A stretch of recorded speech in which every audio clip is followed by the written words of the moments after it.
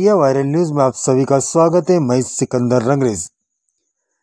धरनगांव के पालदी गांव में पिछले 2 दिनों से लगा कर्फ्यू आज 2 जनवरी की शाम से हटा लिया गया। जलगांव जिला अधिकारी आयुष प्रसाद व जलगांव जिला पुलिस अधीक्षक महेश्वर रेड्डी ने पालदी गांव में शांतता कमेटी की बैठक की। जिला अधिकारी आयुष प्रसाद ने गांव के जिम्मेदारों से बात की।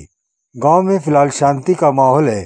आप देखते रहिए इंडिया वायरल न्यूज। हमारे चैनल को लाइक शेयर सब्सक्राइब जरूर करें। आज साधारण शांततेची बैठक घेण्यात आली। गेल्या 3 दिवसाचा कर्फ्यू या ठिकाणी होता।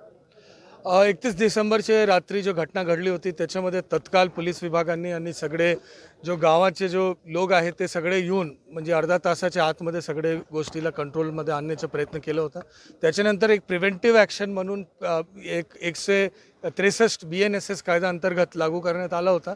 त्याच्यामध्ये फक्त जो मास गॅदरिंग आहे त्याच्यावर आपण प्रतिबंध लावला होता। तर या गोष्टीचा जो आपला प्रोटोकॉल असतो की गावामध्ये शांतता आली की नाही सगळे लोकांची चर्चा करून सगळ्यांना विश्वासात घेऊन आणि शेवटी शांतता समितीची बैठक जो पोलीस स्टेशन लेवलवर आयोजन करण्यात आली त्याच्या प्रमाणे या ठिकाणी बैठक घेण्यात आली। त्या बैठकीमध्ये मी आणि पोलीस अधीक्षक महोदय उपस्थित होते। गावाचे सगळे समाजाचे प्रतिष्ठित नागरिकांशी आपण संपर्क साधला, त्यांच्याशी आपण बोललो। गावामध्ये एक अत्यंत आता शांतीचं वातावरण आहे।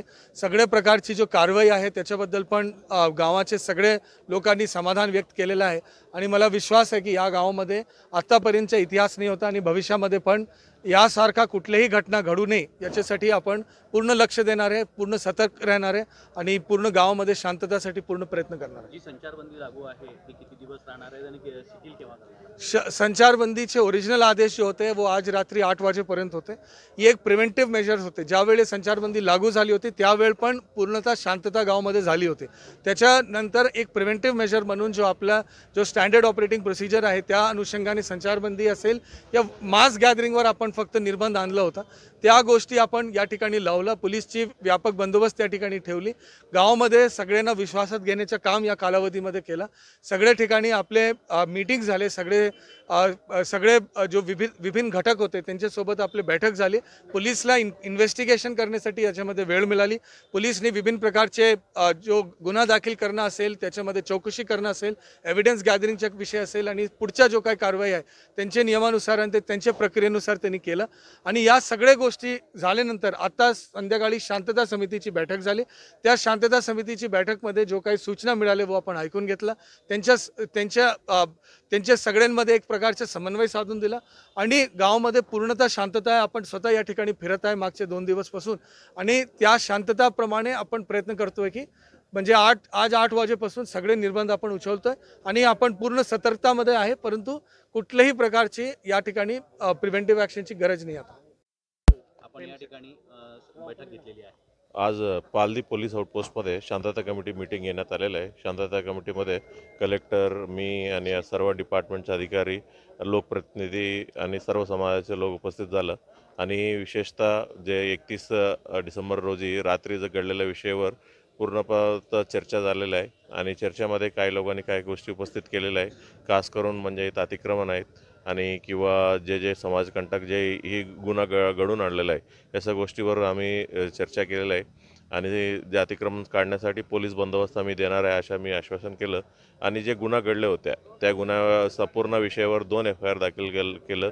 एक जे मेन जे FIR आहे ज्याच्यामध्ये जालपूल झाले होते त्या गुन्ह्यामध्ये ते दिवशी आम्ही 7 आरोपींना अटक केले होते आणि अजूनही म्हणजे CCTV फुटेज म्हणजे जे लोकल दुकानदारांकडनं CCTV फुटेज आणि इन्व्हेस्टिगेशन देखील केलं आणि अजूनही एक 8 लोकांना आम्ही त्यांचं नाव वगैरे माहिती पडलेलं आहे।